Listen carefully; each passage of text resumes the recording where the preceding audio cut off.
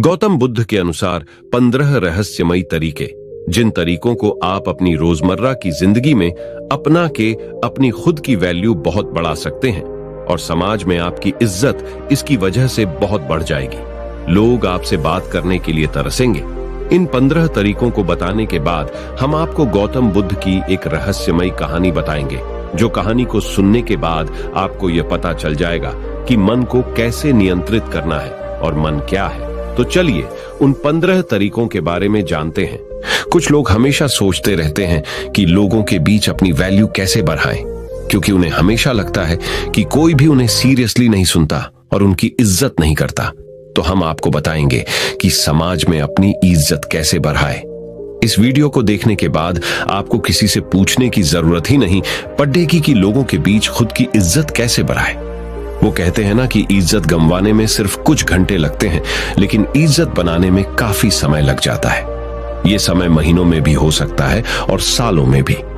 जिस व्यक्ति को समाज में इज्जत नहीं मिलती, वह हमेशा अप्रसन्न रहता है और मानसिक रूप से कमजोर भी होता जाता है।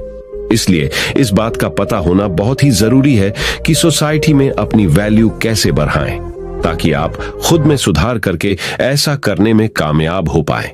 कुछ लोग वैसे तो अच्छे खासे होते हैं, लेकिन उन्हें अपने खुद के महत्व का पता ही नहीं होता। अगर वो खुद में थोड़ा सा भी सुधार कर लें तो उनकी वैल्यू काफी ज्यादा बढ़ सकती है। लेकिन वो कुछ जरूरी बातों को इग्नोर करते हैं, जिस वजह से इतना सम्मान हासिल नहीं कर पाते। यहाँ हम आपको स्वयं की वैल्यू बढ़ाने के जो उपाय बताएंगे, उन्हें मानकर एक ऐसा आदमी भी अपनी खास इज्जत बना सकता है जिसमें फिलहाल कोई भी खूबी ना हो। किसी भी व्यक्ति को अगर सम्मान न मिले तो वह हीन भावना का शिकार हो सकता है।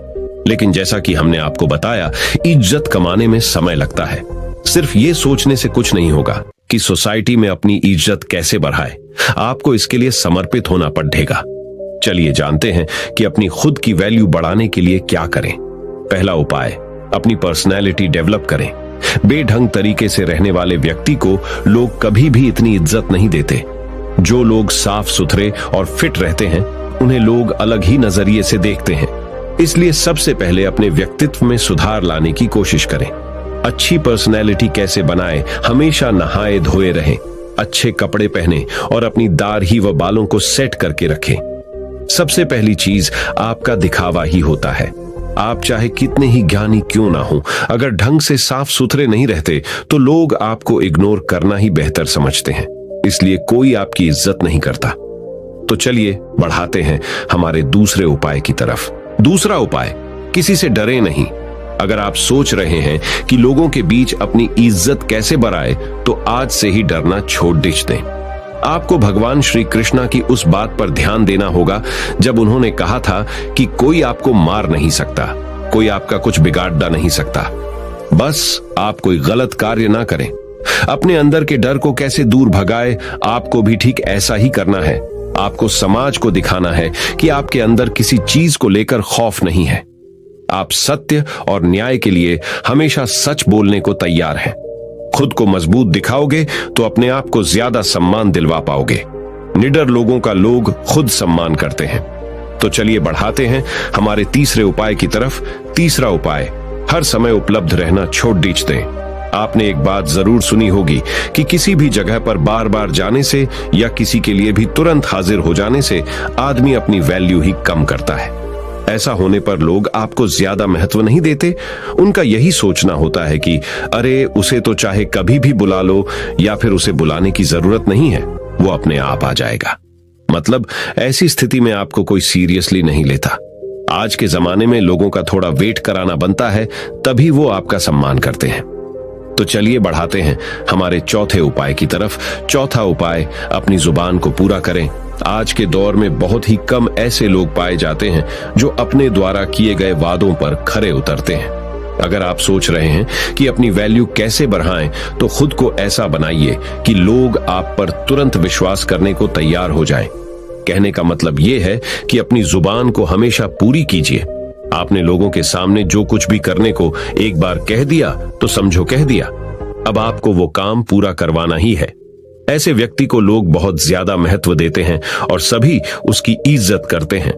तो चलिए बढ़ाते हैं हमारे पांचवें उपाय की तरफ। 5वां उपाय, सामाजिक कार्यों में बढ़ चढ़ कर हिस्सा लें। गांव या शहर के सभी लोग आपको कब पहचानते हैं? जब आप सामाजिक कार्यों में हिस्सा लेते हैं और वहां अपने काम के दम पर अपनी उपस्थिति दर्ज करवाते हैं। सोसाइटी में अपनी इज्जत बढ़ाने के लिए ऐसा करना बहुत जरूरी है। यही वो मौके होते हैं जब आप सब लोगों की नजर में आते हैं। लोग आपके काम से प्रभावित होते हैं और उनके मन में आपके लिए इज्जत बढ़ती है। जब भी गांव या शहर के लिए कोई धर्म का काम या लोगों की सेवा करने का मौका मिले तो जरूर करें। तो चलिए बढ़ाते हैं हमारे छठे उपाय की तरफ। छठा उपाय, समय का सदुपयोग करें। अगर आप जानना चाहते हैं कि अपनी एक अलग शानदार रेपुटेशन कैसे बनाएं, तो समय को खराब करना छोड़ TDH दें। हमने बहुत से ऐसे लोगों को देखा है जो अपने जीवन को इतने अनुशासन के साथ जीते हैं कि उनकी बराबरी करना मुश्किल है। यकीन मानिए, हर व्यक्ति ऐसे आदमी की इज्जत करता है। अगर आप अपने समय को यूं ही बकवासबाजी में खराब कर रहे हैं तो कोई भी आपको पसंद नहीं करेगा। सब आपके बारे में ताने ही मारेंगे। इसलिए खाली समय में भी कोई ऐसा काम करें जिससे आपको नहीं तो कम से कम किसी दूसरे को लाभ हो। तो चलिए बढ़ाते हैं हमारे 7वें उपाय की तरफ। 7वां उपाय, कामयाब बने। अगर आप किसी भी क्षेत्र में सफल हो जाते हैं तो लोग आपकी खुद ब खुद इज्जत करने लग जाते हैं। फिर आपको किसी से जानने की जरूरत ही नहीं कि अपनी इज्जत कैसे बढ़ाए, क्योंकि आज के दौर में लोग सिर्फ कामयाब लोगों की ही कद्र करते हैं। जीवन में सफल कैसे बने? आप चाहे कितने भी पढ़े लिखे क्यों ना हो, अगर आप सफल नहीं हैं, आपके पास कोई अच्छा जॉब नहीं है या आपका कोई बिजनेस नहीं है, तो लोग आपको पूछते तक नहीं है। इसलिए जितने भी युवा हैं वो सबसे पहले अपने करियर पर ध्यान दें। सफल हो गए तो लोग अपने आप रिस्पेक्ट करेंगे। तो चलिए बढ़ाते हैं हमारे 8वें उपाय की तरफ। 8वां उपाय, दूसरों से ज्यादा नॉलेज हासिल करें। अगर आप अपने मोहल्ले या गांव में सबसे ज्यादा सम्मान पाना चाहते हैं तो आपको अन्य लोगों की तुलना में ज्यादा ज्ञान हासिल करना होगा। आपको अपने आप को हर तरह से अपडेटेड रखना होगा ताकि जब आप बोलें तो सभी लोग ध्यान लगाकर सुने। इसके लिए आप टीवी पर न्यूज वगैरह देखते रहें और न्यूज़पेपर्स वगैरह पढ़ते रहें। जो व्यक्ति जितना ज्यादा ज्ञानी होता है उसे लोग उतना ही ज्यादा पसंद करते हैं। तो चलिए बढ़ाते हैं हमारे 9वें उपाय की तरफ। 9वां उपाय, बेबाकी से जवाब दें। आज वो दौर है जहां कमजोर व्यक्ति को तुरंत दबाने की कोशिश की जाती है। एक बार किसी से दबने के बाद वो बार बार आप पर कटाक्ष करने लगते हैं। उन्हें देखकर दूसरे लोग भी आपके मजे लेने लगते हैं। आपको ऐसा होने से रोकना होगा। स्मार्ट कैसे बने? अगर कोई आपसे मस्ती में आकर बात कर रहा है तो उससे आंख से आंख मिलाकर बेबाकी से जवाब दें, ताकि सामने वाला व्यक्ति और अन्य लोग तुरंत समझ जाए कि यह बंदा काबू में आने वाला नहीं है। आजकल अपनी इज्जत खुद करवानी पड़ जाती है। तो चलिए बढ़ाते हैं हमारे 10वें उपाय की तरफ। 10वां उपाय, अपने टैलेंट को शो कीजिए। कुछ लोग वैसे तो हर वक्त सोचते रहेंगे कि अपनी वैल्यू कैसे बढ़ाएं, लेकिन उसके लिए जो जरूरी कदम है वो नहीं उठाते। जी हाँ, लोग इज्जत करते हैं टैलेंट की, किसी व्यक्ति की नहीं। वो दौर गया जब आदमी की इज्जत की जाती थी। आज के जमाने में इज्जत हासिल करने के लिए आपको अपने अंदर छुपे हुनर को लोगों को दिखाना होगा, तभी तो लोग आपको खास समझेंगे। इसलिए आपके अंदर जितने भी अच्छे गुण और हुनर हैं उन्हें लोगों के सामने बाहर निकालिए। 11वां उपाय, अपनी सुख सुविधा पर खर्च करें। आजकल जमाना दिखावे का है। अगर आप सिर्फ पैसे कमाकर जमा करते रहेंगे लेकिन उनका उपयोग बिल्कुल भी नहीं करेंगे तो लोग आपको कंजूस कहेंगे। ऐसे में रिस्पेक्ट करना तो दूर, लोग आपको कंजूस कहकर आपका मजाक बनाते हैं। आपके पास पैसा है तो लालच करना ठीक नहीं। अपने पैसे से कुछ ऐसे काम करिए या ऐसी चीजें खरीदिए जिससे आप लोगों का ध्यान अपनी तरफ खींच पाए। अगर लोगों को लगेगा कि आप वाकई लाइफ को एंजॉय कर रहे हैं तो लोग आपके प्रशंसक बन जाएंगे। तो चलिए बढ़ाते हैं हमारे 12वें उपाय की तरफ। 12वां उपाय, महिलाओं की इज्जत करें। समाज में महिलाओं का भी स्थान होता है। अगर आप चाहते हैं कि अपनी अच्छी रेपुटेशन कैसे बनाएं, तो महिलाओं की इज्जत करना सीख लें। याद रखें, महिलाओं द्वारा की गई पब्लिसिटी बहुत ही जल्द आपके एरिया में फैल जाती है। अगर आप सभी महिलाओं की इज्जत करेंगे तो आपके गांव में बात फैलेगी कि आप वाकई एक सम्माननीय और अच्छे व्यक्ति हैं। वहीं अगर आप महिलाओं की नजर में गिर गए तो अपनी इज्जत बढ़ाने के बारे में सोचना भी मत, क्योंकि फिर यह काम लगभग असंभव हो जाएगा। तो चलिए बढ़ते हैं हमारे 13वें उपाय की तरफ। 13वां उपाय कुछ अलग करके दिखाएं। खुद की वैल्यू बढ़ाने के तरीके। टिप्स तो कई हैं, पर ये वाला एक ऐसा तरीका है जो एक झटके में आपकी इज्जत बढ़ा सकता है। जी हाँ, साधारण जीवन तो सभी जीते हैं और ज्यादातर लोग बस खुद के लिए ही जीते हैं। अपने सपने को कैसे पूरा करें? आप अपने जीवन में कोई ऐसा काम कीजिए जिसे सब याद रखें और लोगों के बीच आपकी साख बन जाए। आप किसी भी क्षेत्र में अपने गांव या शहर का नाम रोशन कीजिए, या फिर कोई धर्म का ऐसा काम कीजिए जिससे गरीब लोगों को लंबे समय तक फायदा मिले। उपाय 14वां, अपनी कमजोरी किसी को ना बताएं। एक मजबूत इंसान वो होता है जो अपने दुख को खुद अकेला झेलता है, लेकिन खुशियों को सबके साथ बांटता है। ऐसा व्यक्ति वास्तव में इज्जत का हकदार होता ही है, क्योंकि ये एक खास गुण है जो सब में नहीं होता। आजकल लोग दूसरे लोगों की कमजोरी पकड़ने के चक्कर में लगे रहते हैं ताकि उन्हें घेरा जा सके और लोगों के बीच उसकी खिल्ली उड़ाई जा सके। आपको ध्यान रखना है कि अपनी कमजोरी को खुद तक ही सीमित रखें, अन्यथा लोग आपकी उसी कमजोरी को निशाना बनाएंगे। तो चलिए बढ़ाते हैं हमारे 15वें उपाय की तरफ। उपाय 15वां, सबके साथ प्यार से रहें। इज्जत उसी व्यक्ति की होती है जो खुद दूसरों को इज्जत देता है। अगर आप सबके साथ लड़ ढाई झगड़ा करते रहेंगे तो समाज में आपकी छवि खराब होगी और कोई भी आपका सम्मान नहीं करेगा। अच्छा व्यवहार एक बहुत बड़ी चीज होती है जो अनपढ़ और गरीब व्यक्ति को भी इज्जत दिलवा देता है। चाहे कोई छोटा हो या बड़ा, सबके साथ प्रेम के साथ बात करें। उनके साथ जब भी समय बिताएं, हंसते मुस्कुराते रहें। इस तरह से हर व्यक्ति आपके व्यवहार से प्रभावित होकर आपकी इज्जत करेगा। इस तरह से यदि आप वीडियो में बताई गई बातों पर अमल करते हैं तो निश्चित ही लोग आपकी इज्जत करना शुरू कर देंगे। आप लोगों की नजर में एक अलग ही व्यक्ति होंगे और आपकी छवि उन्हें आपकी इज्जत करने को मजबूर कर देगी। तो मैंने तो आपको अपनी इज्जत को कैसे बढ़ाए ये तो बता दिया। अब हम गौतम बुद्ध की एक रहस्यमयी कहानी से जानेंगे कि अपने मन को कैसे समझे और उसे पर विजय पाने के लिए कौन सी विधि का पालन करें। तो चलिए कहानी की शुरुआत करते हैं। दोस्तों, एक बार एक व्यक्ति बुद्ध के पास आता है और उनसे पूछता है कि बुद्ध, अपने मन को काबू में करने और उसे समझने का पहला चरण क्या है और इसके लिए हम कहां से शुरुआत करें कि हमारा मन हमारे वश में आ जाए। बुद्ध मुस्कुराते हैं और उसका उत्तर देते कि अपने मन को समझने का पहला चरण है इसके द्वारा दिए गए लालचों की व्यर्थता को देख लेना। जिस इंसान ने अपने मन के द्वारा दिए गए लालचों की व्यर्थता को देख लिया, उसने इससे मुक्त होना शुरू कर दिया। और उसके बाद वह व्यक्ति बुद्ध से पूछता है कि हमारा मन जो हमें लालच देता है उसके व्यर्थता को कैसे देखा जाए। बुद्ध कहते हैं, अपने अनुभव से।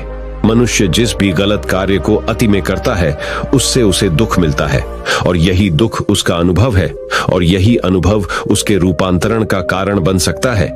जिसने देख लिया और वास्तव में देख लिया कि नशा करना केवल दुख है, उसने नशे से मुक्त होना शुरू कर दिया।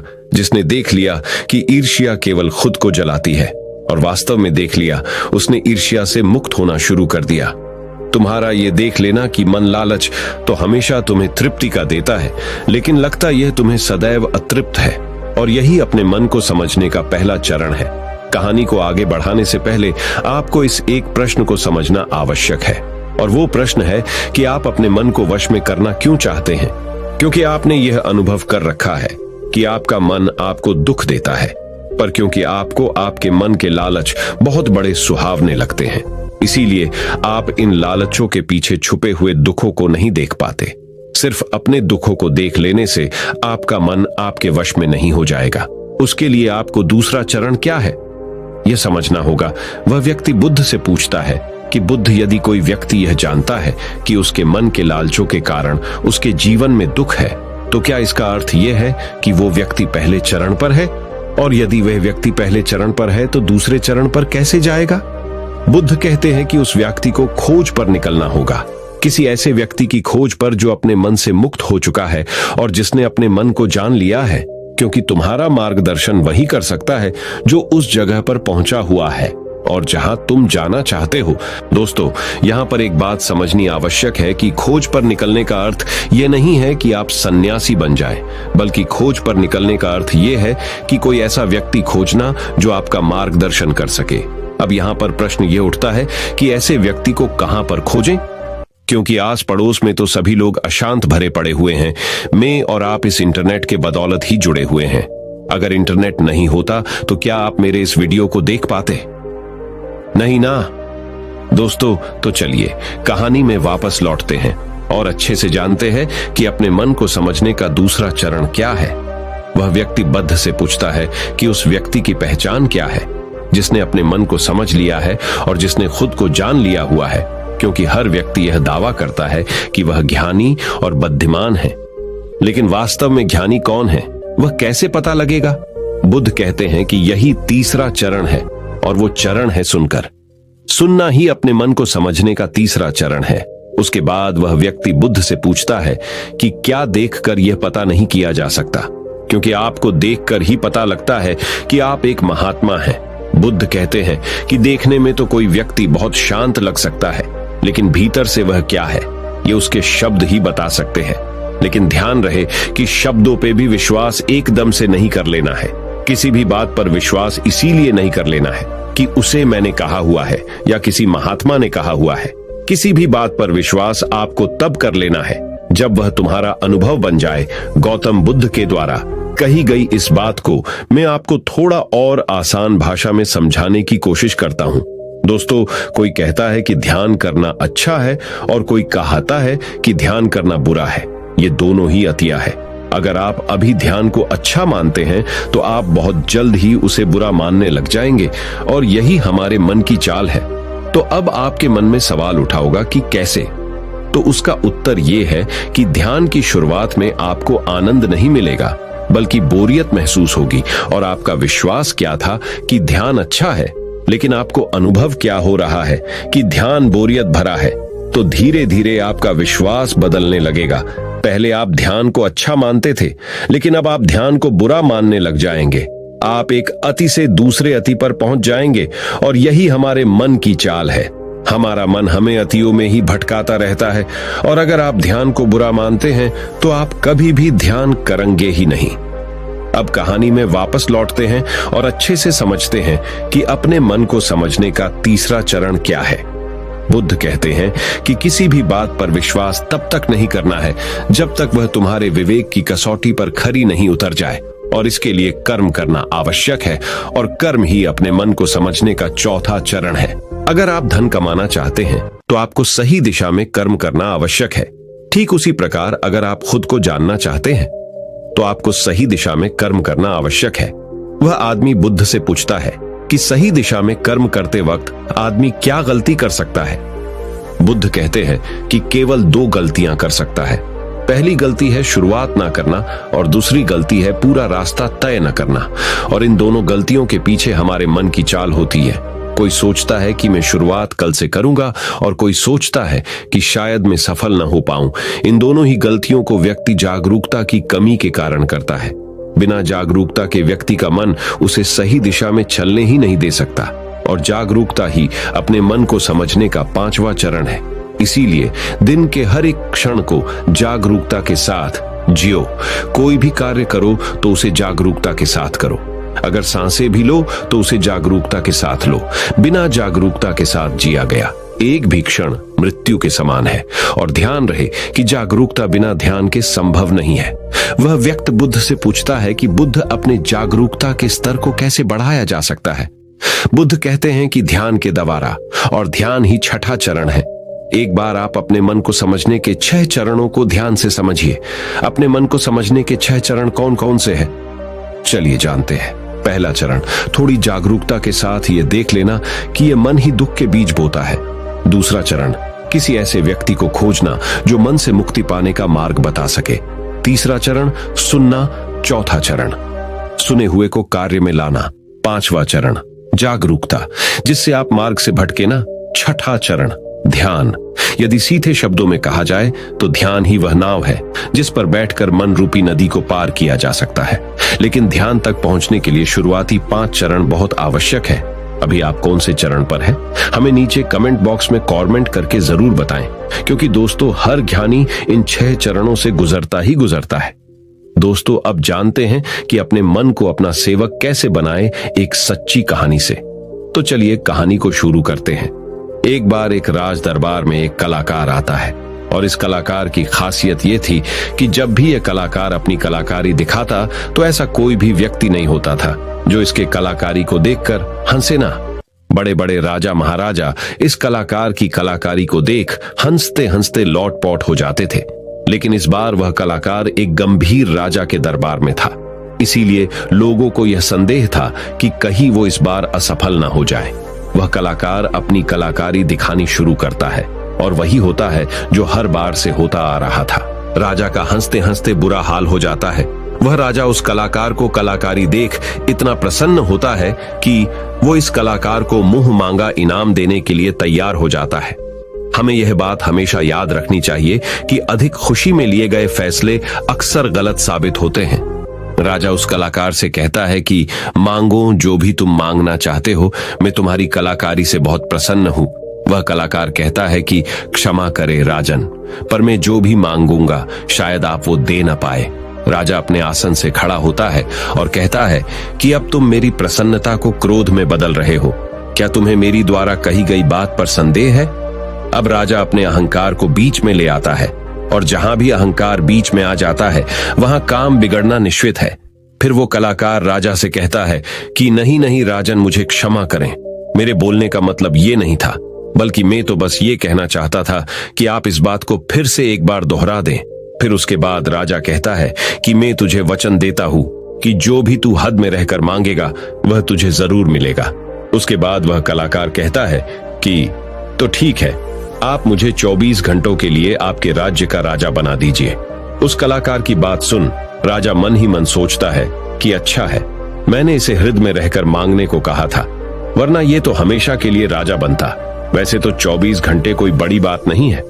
और उसके बाद राजा सोच समझकर उस कलाकार से कहता है कि ठीक है, अगले 24 घंटे के लिए मैं तुम्हें राजा घोषित करता हूं। राजा बनने के 1 घंटे के अंदर ही वह कलाकार, जो कि अब राजा बन चुका था, वह पुराने राजा को फांसी पे चढ़ा देता है और दूसरे घंटे में वह पुराने राजा के सभी भरोसे मंद लोगों को हटाकर अपने भरोसे मंद लोगों को रख लेता है।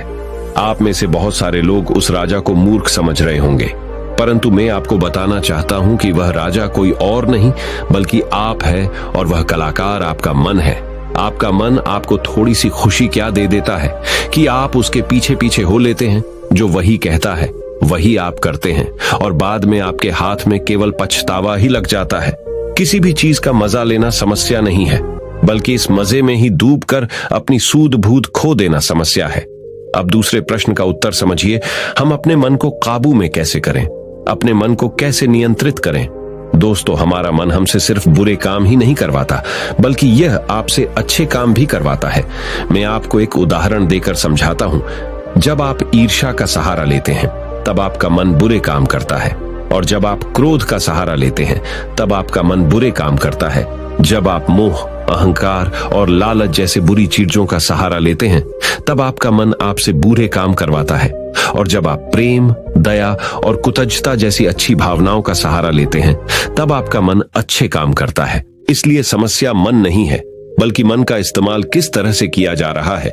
यह समस्या है गौतम बुद्ध ने जागरूकता को इतना महत्वपूर्ण इसलिए बताया हुआ है क्योंकि जागरूकता के द्वारा ही अपने मन को नियंत्रित कर सकते हैं। मन को नियंत्रित करने का मतलब यह नहीं है कि आपके मन में नेगेटिव विचार आने ही बंद हो जाए। मन को नियंत्रित करने का सही मतलब यह है कि आपका कोई भी विचार आपको विचलित ना कर पाए। विचलित होने का अर्थ सिर्फ परेशान होना नहीं है, बल्कि खुश होना भी होता है। बहुत ज्यादा खुश होना समस्या नहीं है, परंतु उस खुशी में कोई निर्णय लेना समस्या है। उदाहरण, किसी से कोई वादा कर देना। ठीक उसी प्रकार बहुत ज्यादा दुख होना समस्या नहीं है, बल्कि इस दुख के कारण कोई निर्णय लेना समस्या है। उदाहरण, आत्महत्या करना। अगर आप बड़े जागरूकता के साथ ये देख पाए कि सुख और दुख, इन दोनों की अति में कोई भी निर्णय लेना दुख और पीड़ा को जन्म देता है, तो आप आंख बंद करके सुख के पीछे नहीं भागेंगे। और अगर आप सुख के पीछे नहीं भागेंगे तो दुख आपके पीछे नहीं भागेगा, क्योंकि ज्यादातर लोग जिसे सुख समझते हैं वह दुख की परछाई है। अब लोग इस बात का यह अर्थ निकाल लेंगे कि हमें सुख का आनंद नहीं लेना चाहिए, जबकि यह निष्कर्ष बिल्कुल गलत है। अगर आप सुख और दुख इन दोनों की अति में कोई निष्कर्ष नहीं निकालते हैं तो आप वही रहते हैं जहां आपको रहना चाहिए, मध्य बिंदु पर, जिसकी बात हर बार बुद्ध कहते हैं। मैं आपको मन के बारे में एक खास बात बताता हूं। आपको ऐसा कब लगता है कि आपको अपने मन को वश में करना चाहिए? मैं आपको बताता हूं, जब आप वो काम कर रहे होते हैं जो काम करना आपके लिए सही नहीं होता है, तब आपको महसूस होता है कि आपको अपने मन को अपने वश में करना चाहिए, मगर आप वो काम फिर भी करे जाते हैं क्योंकि आपको उस काम को करने में मजा आता है। उदाहरण के लिए चुगली करना। आपको पता है कि चुगली करने से आपको कुछ भी फायदा नहीं होगा, फिर भी आप चुगली करते हैं क्योंकि चुगली करने में शुरुआत में मजा आता है, परंतु धीरे धीरे ही आपको पता चलता है कि आप अपने ही नजरों में छोटे बन गए हो। दोस्तों, गौतम बुद्ध के द्वारा दिया गया यह सूत्र मैं आपको आज बताता हूं जो आपकी जिंदगी बदल सकता है, और वो सूत्र है जिन कामों को करने में शुरुआती बहुत मजा आए तो वह काम आपके लिए हानिकारक है। उदाहरण के तौर पर फनी और गंदे वीडियो देखना, वेब सीरीज, जंक फूड खाना और सुबह देर से उठाना इत्यादि। और जिन कामों को शुरुआती में करने में कम मजा आता है या बोरियत महसूस होती है, वो काम आपका जीवन बदल सकता है। उदाहरण के लिए किताबें पढ़ना, व्यायाम करना, सुबह जल्दी उठना, ध्यान करना और इंटरनेट का सही इस्तेमाल करना इत्यादि।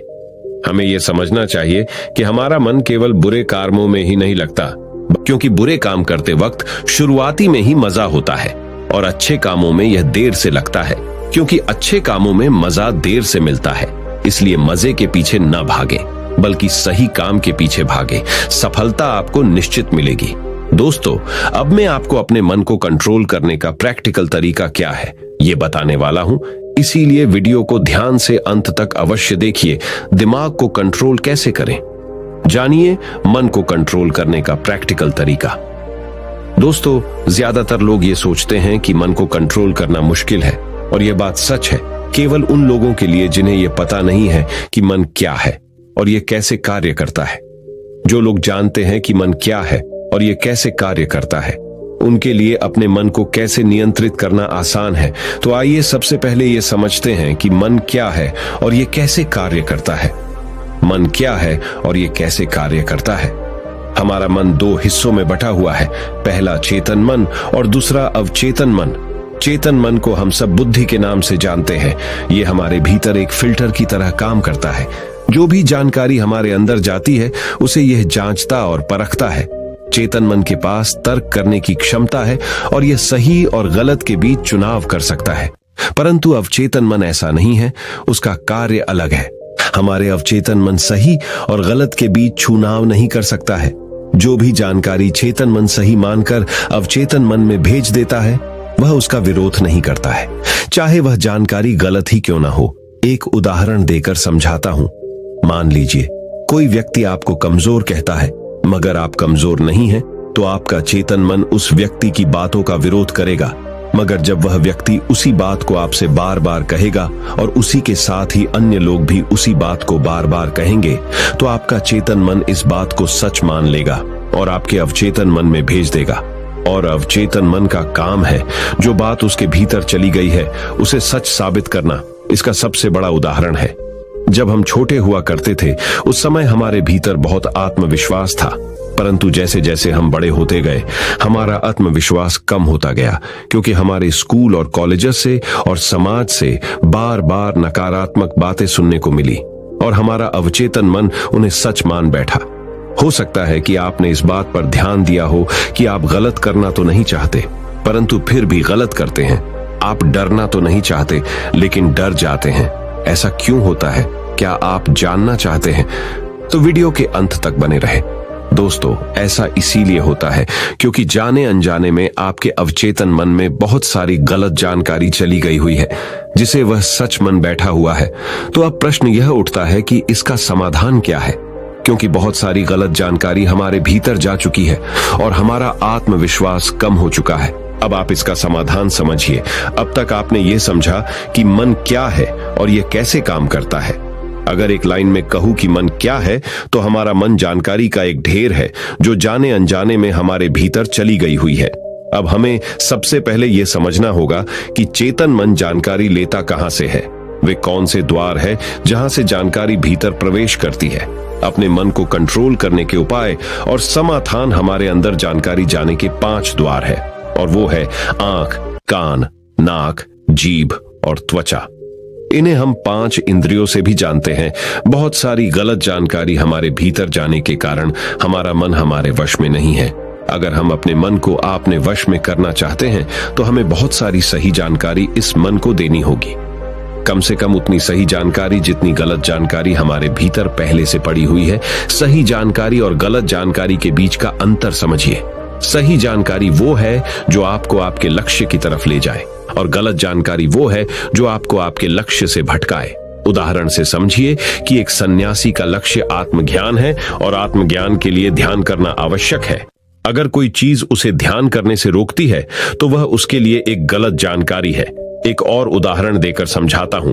मान लीजिए कि आपको एक गायक बनना है, तो गायक बनने के लिए रियाज करना बहुत जरूरी है। अगर कोई चीज आपको रियाज करने से रोक रही है तो वह आपके लिए एक गलत जानकारी है। तो अपने मन को कंट्रोल करने के लिए आपके पास एक लक्ष्य का होना बहुत जरूरी है, क्योंकि अगर आप अपने मन को कहीं पर जाने से रोक दोगे तो उसे कहीं पर तो भेजना भी तो पड़ेगा। अगर आपके पास लक्ष्य है तो आपको सबसे पहले क्या करना है, ये ध्यान से समझ लीजिए। सबसे पहले इस चिंता को छोड़ दीजिए कि कितनी गलत जानकारी आपके भीतर जा चुकी है।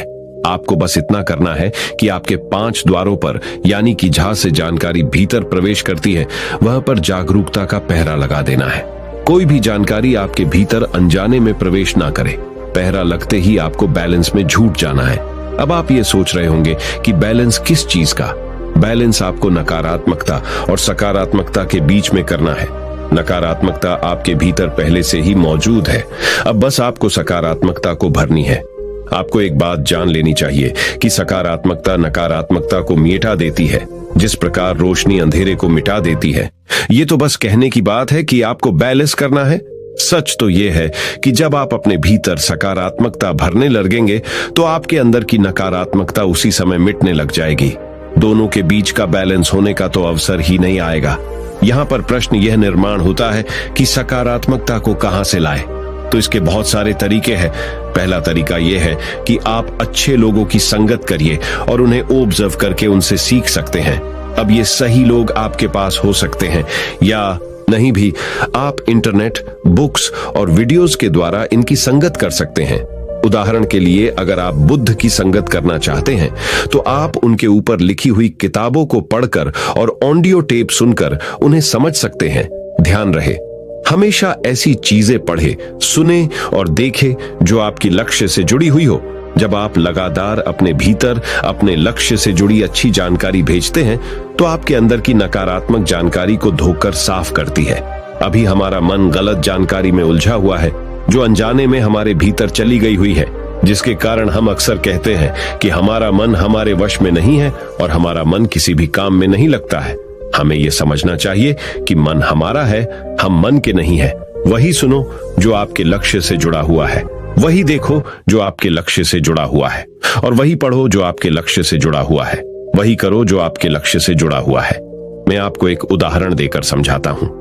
अगर आपका लक्ष्य खिलाड़ी बनना है तो आपको वही चीजें खानी चाहिए जो आपको खिलाड़ी बनाए। मन पर नियंत्रण रखने के लिए इंद्रियों पर संयम आवश्यक है, और संयम के लिए अनुशासन आवश्यक है, और अनुशासन के लिए एक सही निर्णय आवश्यक है जो आपको अभी लेना है। तो दोस्तों, उम्मीद करता हूं कि खुद की कीमत कैसे बढ़ाएं, उनके टिप्स और अपने मन को कैसे नियंत्रित करें, इस पर गौतम बुद्ध की कहानी आपको पसंद आई होगी।